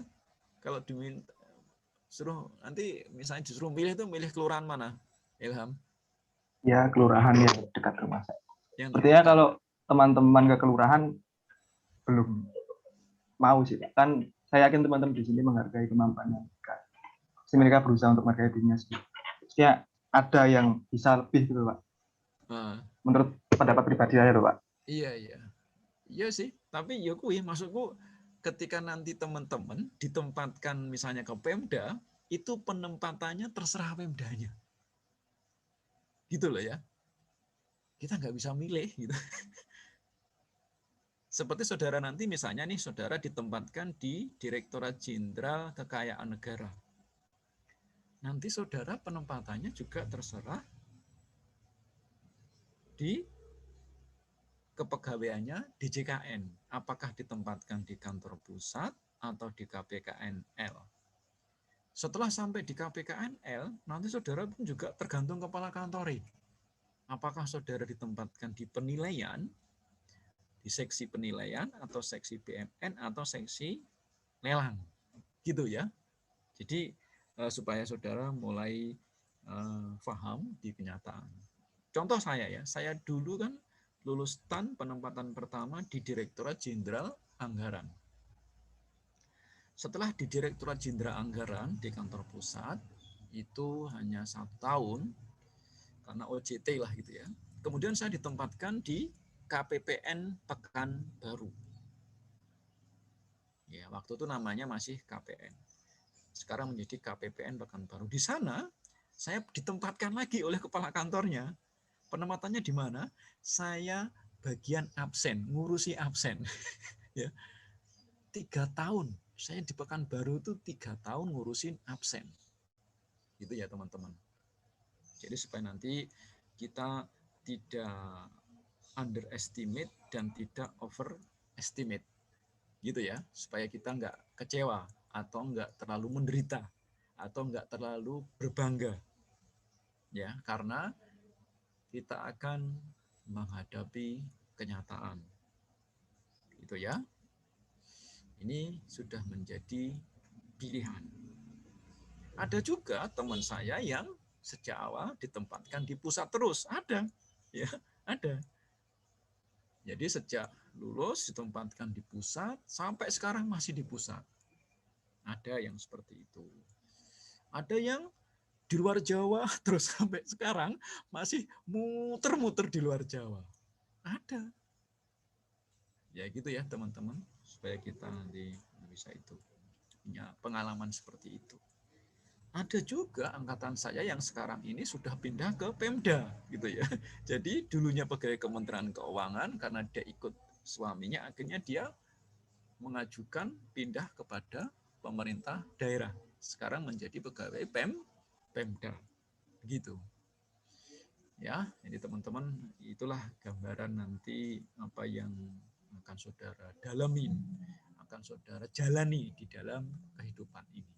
Ya, kembali kepada pemindah tanganan BMN. Tolong nanti kalau waktunya habis saya dikasih tahu ya. Ya Pak, mungkin sekarang bisa dicicil dulu Pak untuk pertanyaan. Nggak kayak yang kemarin kemepetan. Oh iya, iya. Sekarang jam berapa nanti kita selesai jam? Jam 10 Pak, masih ada sekitar 33 menit. Ya. Jadi teman-teman, terkait dengan pemindah tanganan. Pemindah tanganan, oh ya sebelum saya lanjut ke pemindah tanganan, teman-teman nanti, saudara-saudara nanti jangan kaget kalau saudara itu ditempatkan di tempat yang nggak sesuai dengan apa yang saudara pelajari. Nggak pernah, nggak sesuai dengan yang saudara pelajari. Ada angkatan saya ditempatkan di bagian IT, ya sampai sekarang malah bukan menjadi orang yang berkecimpung di anggaran, tetapi lebih kepada yang berkecimpung di pengembangan IT. Ada yang begitu, ya. Jadi nanti saudara bisa lihat itu. Ada juga yang lulusan anggaran, tapi sekarang jadi tukang foto gitu ya. Jadi sekarang itu di Sekjen kerjaannya jadi tukang foto gitu ya. Jadi fotografernya Kementerian Keuangan. Itu. Ya itu kan jadi ilmu bendaharanya entah kemana, ya kan? Ilmu menyusun budgeting entah kemana. Kerjaannya sekarang sering dampingin menteri gitu ya. Kalau ke daerah atau kemana jadi tukang fotonya gitu ya. Jadi tukang fotonya. Ada juga yang kakak kelas itu malah lebih berkembang di bagian MC. Jadi MC dan tindira. Ya, ada begitu. Ada juga yang lebih berkembang ke seninya, nyanyi nanti. Jadi kan kadang-kadang di kantor itu kan sering ada show gitu ya, ada kelompok band gitu, malah berkembang di nyanyinya gitu ya. Jadi itulah dinamikanya, nanti saudara akan ketemu hal seperti itu gitu ya. Jadi nggak tahu masa depan ini Bang, kita sangat misteri ya. Masa depan ini penuh dengan misteri. Pemindah tanganan BMN tadi kembali bahwa kalau saudara baca di undang-undang, ya baca di PP, ya di PP juga ada, ya mengatur tentang pemindah tanganan ini baik di PP 27 maupun di PP 28. Kalau di PP 28 yang agak jelas di situ adalah menyebut bahwa pemindah tanganan ini bisa dilakukan sampai ke level desa. Gitu ya. Kalau di 27 kan belum nyebut-nyebut tentang desa itu, tapi di 28 sudah menyebut desa. Jadi pemindah tanganan misalnya asetnya pemerintah pusat dipindah tangankan kepada pemerintah desa. Gitu ya. Terus kemudian di PMK 111. Ya, di situ saudara baru ketemu bahwa kalau persetujuan pemindah tangan itu sampai ke level menteri dalam artian sebagai pengelola, maka nanti dari berjenjang ya, dari kuasa pengguna ngajuin kepada pengguna ngajuin kepada pengelola, terus kemudian pengelola yang meneruskan sampai kepada pengelola dalam artian BUN, yaitu Menteri Keuangan. Itu kalau untuk pemindah tanganan yang memerlukan persetujuan menteri. Contohnya yaitu non tanah bangunan yang nilainya di bawah 10 miliar. Gitu. Nah, bagaimana kalau yang di atas 10 miliar sampai 100? Ini kan harus sampai ke presiden, ya kan? Ya, mekanismenya begitu. Jadi nggak ada ini, maksudnya nggak secara eksplisit disebut di 334. Jadi adanya di 112. Gitu ya, teman-teman. Demikian juga nanti yang harus sampai ke DPR. Ya, tentang pemindahantanganan ini. Ya, bahkan dokumennya kalau penyertaan modal tentu persetujuannya berbeda. Tadi ada pertanyaan terkait dengan penetapan status ya, penetapan status. Pada dasarnya BMN yang akan dipindah tangankan harus ada penetapan statusnya. Jangan sampai kita memindah tangankan BMN tetapi buktinya nggak ada. Nah, bukti itu BMN salah satunya adalah penetapan status penggunaan BMN. Gitu. Nah, tadi pertanyaan itu tadi bisa dikembangin lagi sebenarnya. Kalau kita jeli, bagaimana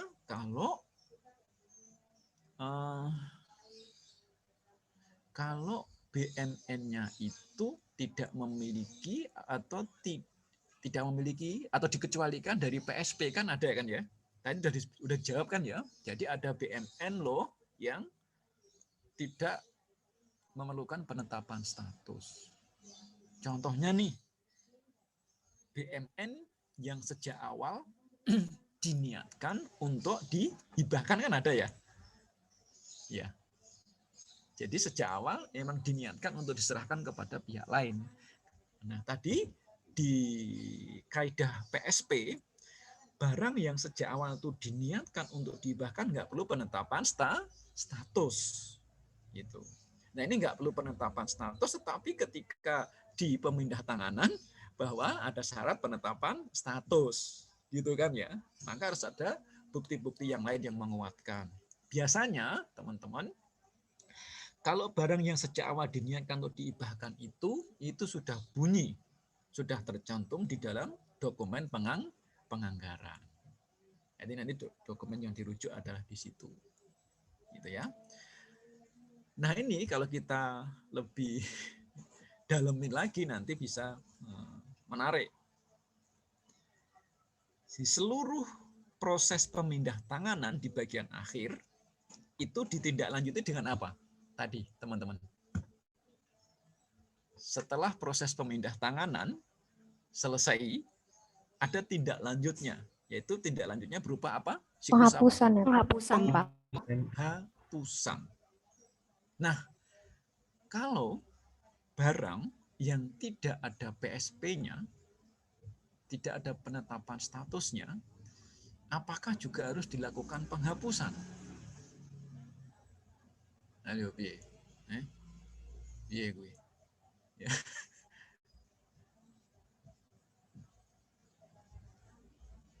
Kan barang itu diakui sebagai BMN, salah satu buktinya adalah ada PSP, sehingga dicatat sebagai barang milik negara.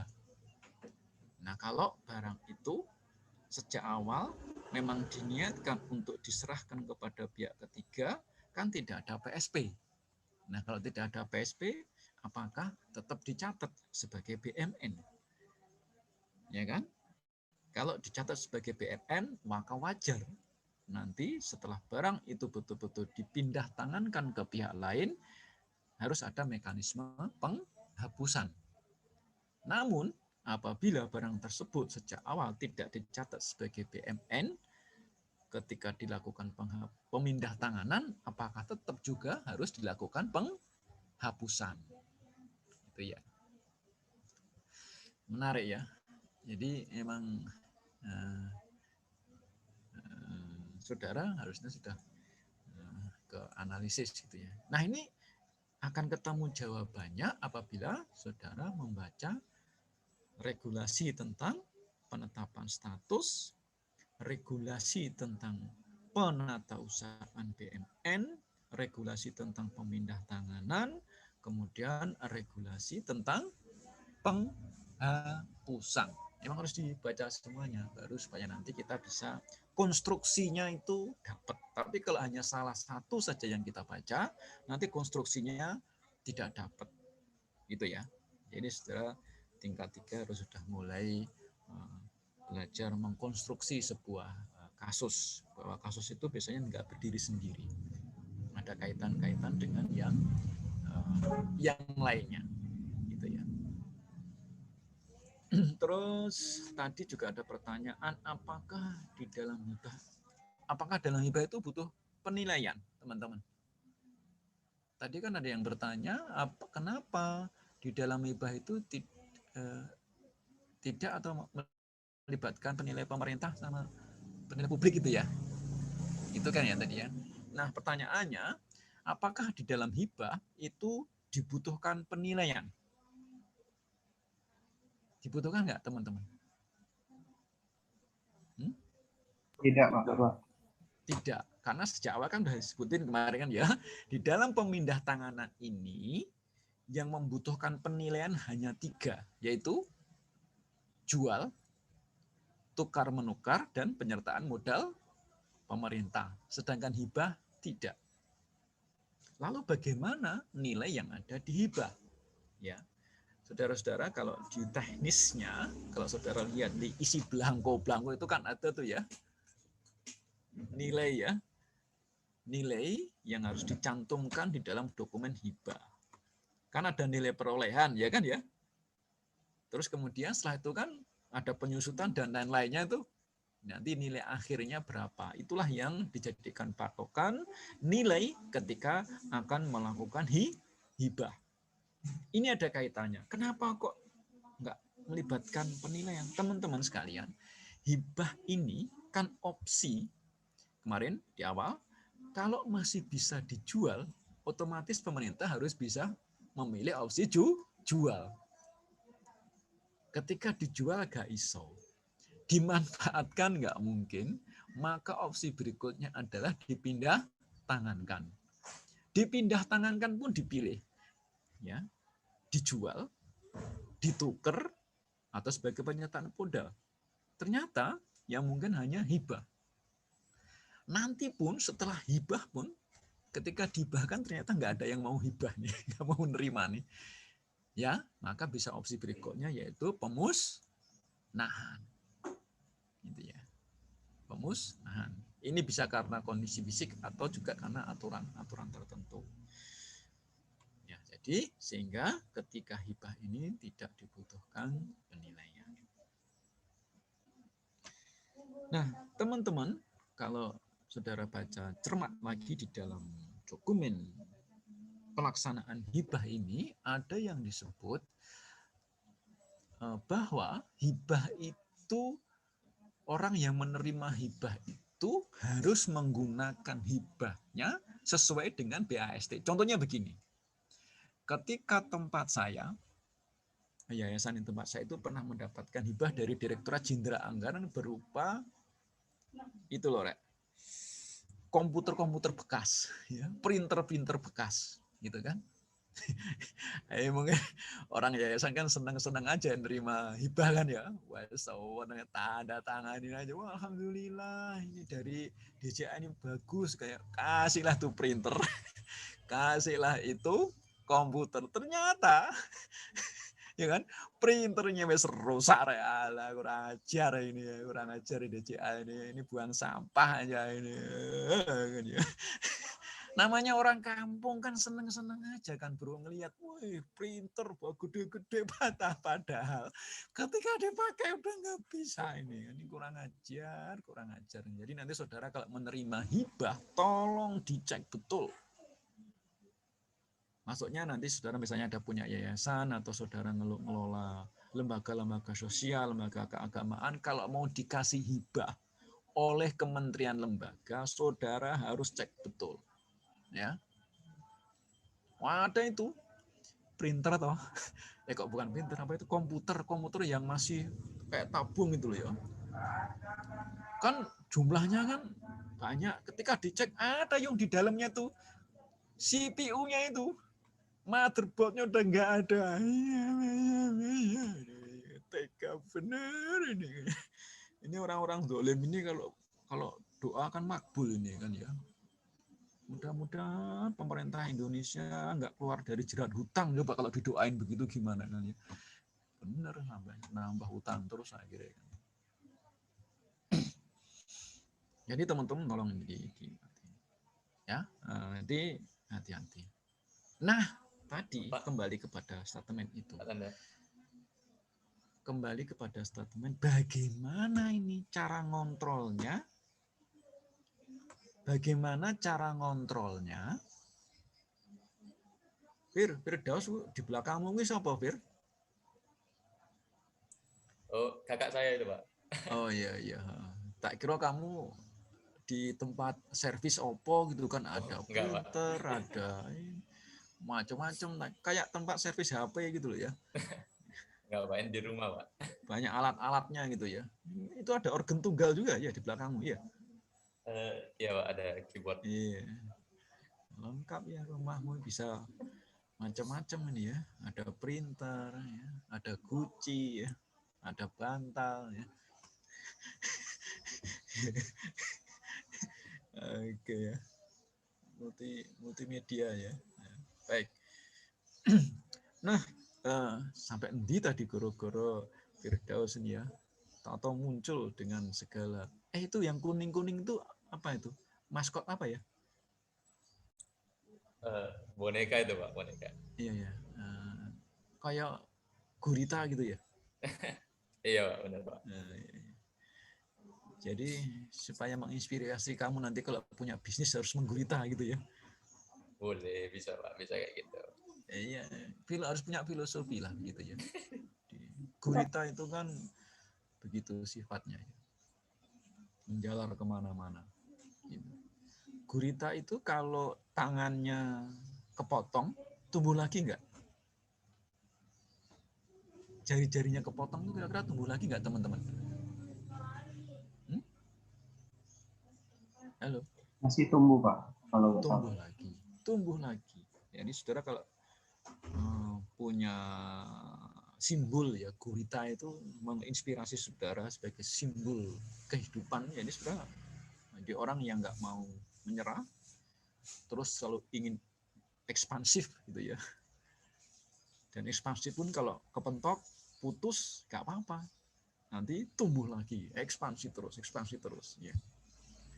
Itu yang filosofi negara-negara besar itu seperti itu. Sifatnya ekspansif. Tidak ada negara besar tanpa ekspansif. Mana? Ayo. Pak, kan dia menganjurkan perdamaian. Itu kan strateginya.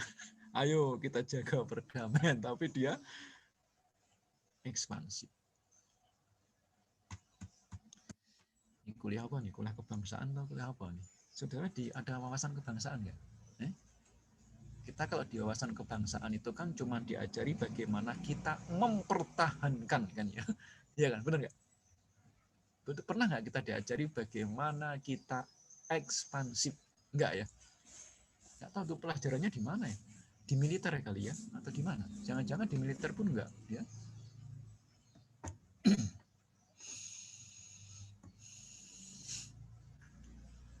Bisnis itu akan besar kalau ekspansif atau enggak, teman-teman?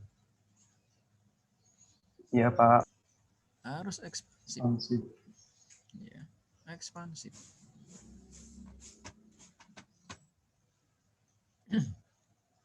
Karena negara lain ekspansif, pebisnis lain ekspansif, maka ekspansif saja tidak cukup. Ternyata harus inovatif. Ya kan? Sama-sama ekspansifnya. Hyundai ekspansif, Toyota ekspansif, tapi Hyundai kesingkir kan dengan Toyota untuk di case Indonesia, ya kan? Karena Toyota lebih inovatif. Hyundai apa enggak inovatif? Ternyata Hyundai juga inovatif, ya kan? Ekspansif, inovatif, ternyata masih kalah dengan apa? Ayo, dengan apa?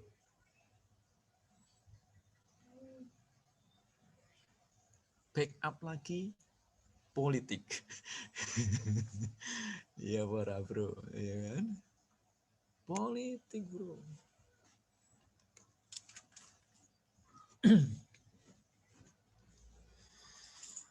Mana? Dulu di Indonesia ini banyak Hyundai atau Korea. Jangan dianggap Korea itu politik nggak main-main. Ketika ke Indonesia, ya di belakangnya perusahaan-perusahaan Korea selalu berdiri pemerintah. Demikian juga perusahaan-perusahaan Amerika, demikian juga perusahaan-perusahaan Jepang. Semuanya di belakangnya ada pemerintah. Tapi mana yang menang? Berarti yang politik yang bisa mempengaruhi. Lalu siapa? Semuanya saling mempengaruhi. Yang paling kuat yang akan menang. Yang paling kuat yang akan menang. Mempengaruhi. Mempengaruhi di mana? Mempengaruhi dengan uang, mempengaruhi dengan, sekarang yang lagi ngetren, mempengaruhi dengan kebijakan. Bagaimana? Yang membuat kebijakan kan wakil rakyat. DPR yang membuat undang-undang. Gimana caranya? Bagaimana menanamkan orang-orangnya dia jadi anggota DPR. Itu. Ini kuliah apa jadinya ya? Ya saya supaya saudara terbuka juga, gitu ya. Saudara terbuka juga. Ini yang disebut dengan di dunia ini sudah ngetren, bukan di Indonesia aja, tentang oligarki, gitu ya. Oligarki itu nggak ada di Indonesia saja, di mana-mana. Ya, oligarki ada. Jadi bagaimana pemilik kepentingan ini hadir di dalam pemerintahan, pengambil kebijakan pemerintahan. Jangan kaget kalau orang yang nggak pernah dikenal, dia punya modal, besok jadi anggota dewan. Karena emang dia dimodali, gitu ya. Dimodali, yuk nanti tak modali duduk di sana, nanti buat aturan bla bla bla bla. Pinter nggak rek? Cerdas nggak rek? Cerdas bro. Kalau sistem administrasi pemerintahan tidak menjangkau pemikiran sampai ke sana, ya sekarang ini kondisinya, gitu ya. Mau gimana? Ya kan? Saudara, setelah ini tolong membaca Sustainable Development Goals Policy, SDGs, untuk menambah wawasan saudara. Bagaimana sekarang ini dunia telah ditata dengan cara global, dengan SDGs, Sustainable Development Goals, SDGs. Baca ya nanti, supaya saudara tahu bahwa dunia ingin dibuat seragam di dalam pelaksanaan pembangunan dengan 7 indikator yang telah ditentukan oleh PBB. Itu ya. Asik-asik. Oke teman-teman, sampai di sini dulu pertemuan kita pada kesempatan kali ini. Terima kasih. Pertemuan selanjutnya apa ya? Tolong saya diingetin ya. Pertemuan selanjutnya kita tentang apa ya? Penghapusan, Pak. Tapi materinya dari Bapak. Tentang apa? Penghapusan ya? Iya, Pak. Untuk Dan penghapusan. Pemusnahan dulu kali ya. Pemusnahan dulu baru penghapusannya. Oke, teman-teman sekalian, terima kasih atas kesempatannya pada siang hari ini. Tak tutup dulu ya kuliahnya. Masuk semua ya? Ya, Pak. Lengkap, Pak. Ya, oke. Terima kasih. Oke, sudah berhasil ditutup. Teman-teman semua, terima kasih. Jangan, kalau saya men-challenge saudara kadang-kadang mengembalikan tugas, tentu saya punya maksud gitu ya. Ya, saya punya maksud membuat saudara menjadi insan-insan yang tangguh, ya. Jadi enggak dicoba dikit aja, coba nih kita kembaliin tugasnya gimana gitu ya. Saudara harus menjadi insan yang tangguh supaya saudara nanti bisa menghadapi kehidupan yang tentu lebih dahsyat ya, ujiannya dibanding sekarang. The real educated people adalah mereka yang sudah keluar dari kampus. Kalau saudara di kampus ini standar keintelektualan saudara adalah di IP. Tetapi masyarakat pembelajar, masyarakat yang terdidik, standar ukurannya adalah seberapa besar kontribusi saudara kepada kehidupan, mendasarkan kepada ilmu yang dimiliki. Sehebat apapun gelar, tetapi kalau tidak memberikan manfaat kepada masyarakat, maka dia bukan terkategori masyarakat terdidik. Cuman hanya menjadi masyarakat yang memiliki ijazah. Gitu ya. Jadi saudara harus berkontribusi, saudara harus menyiapkan diri menjadi bagian perubahan dalam kehidupan ini. Terima kasih teman-teman sekalian. Sukses selalu untuk semuanya. Sampai ketemu di depan. Semoga kita di dalam lindungan Tuhan yang Maha Kuasa sehingga sehat selalu. Ya. Oke, teman-teman. Saudara, kalau yang adik-adik kelas baru itu adik kelas saudara bukan ya? Yang baru masuk itu loh. Selisih 2 tahun. D4. Hah? Saudara sudah ada pembinaan belum kepada adik-adik kelas? Enggak ada sih, Pak. Sudah? Pembinaan Yang enak, yang diasramakan itu loh, yang diasramakan itu. Yang Jogja udah ketemu Pak kemarin, Pak. Maksudku secara manajemen aset maksudku, bukan perorangan. Kan ada tuh, kita himpunan mahasiswa, dulu kan ada HMJ kayak atau apa gitu ya. Iya, benar, Pak. Nah itu kalau yang adik-adik sekarang ini, saudara berwenang untuk melakukan pembinaan atau enggak nih kepada yang D4 ini loh. Sejauh Belum. ini belum ada kayak gituan sih, Pak. Oh, Yang saya iya, tahu. iya. Kayak dari lembaga semua kayaknya. Oh, Sejauh ini. jadi nggak ada kakak tingkat gitu ya? Kayak baru semua mereka, Pak. Iya, Pak. Ya. Mungkin new PKN stand. Ya. Saudara kan old PKN stand. Ya. Old PKN stand. Ya. Oke lah ya. Ya, kita ikutin aja lah. Semoga yang terbaik lah bagi lembaga, bagi adik-adik kita sekalian ya. Ternyata sudah ada di asrama mereka ya, mereka sudah ada di asrama, mereka sudah macam-macam lah, ada kegiatan macam, ada pembimbingnya ternyata ya, ada dosen yang menemani. Kemarin kayaknya hari Minggu tuh ada kayak pelesiran kali gitu ya, mungkin keluar pelesir, kayak AKB itu kan ada pelesir ya, jalan bareng gitu ya, kanan kiri hidup kok berat banget tuh kayaknya ya. Mau jalan ke mall loh, jalan kaki kok ya kanan kiri harus bareng. Ya ini pelanggaran HAM nih menurut saya gitu ya. Tapi itulah pilihan hidup ya, pilihan hidup. Mungkin dia malah bangga dengan begitu ya. Anak stan, pakai seragam, jalan bareng, salah kayak gagah-gagah banget gitu ya, kayaknya sih menurut mereka. Kalau menurut kita yang sebel kadang hidup kok kayak begitu gitu ya. Inilah cara pandang hidup itu memang berbeda-beda ya teman-teman ya. Mungkin ya saya aja lah. Mungkin saudara-saudara juga ada yang sebel, Pak Tanda kok cara pandangnya begitu ya. Kita disuruh ekspansif gitu kan. Suruh menguasai dunia gitu kan. Mungkin kan saudara kan kita kan santai-santai aja lah, nggak usah mikir yang berat-berat. Kan cara pandang orang kan berbeda-beda ya. Itulah indahnya hidup ini ya, indahnya hidup ini bahwa Tuhan menganugerahi kita dengan perspektif yang berbeda. Ini anugerah dari Tuhan ya. Nggak asik hidup ini kalau perspektifnya sama gitu kan, kayak streaming ya, kertas bergaris gitu. Kan nggak asik gitu ya. Mohon maaf atas segala kekurangan, sukses selalu, salam untuk orang-orang yang saudara cintai ya. Maksudku Bapak Ibu yo, bukan yang lain-lain ya. Bapak Ibu dulu yang saudara cintai. Selamat pagi, salam sejahtera. Saya tutup. Assalamualaikum warahmatullahi wabarakatuh. Waalaikumsalam. Waalaikumsalam warahmatullahi wabarakatuh.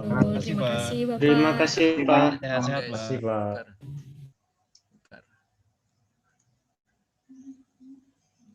Iki lek bubarne piye iki? End meeting for all.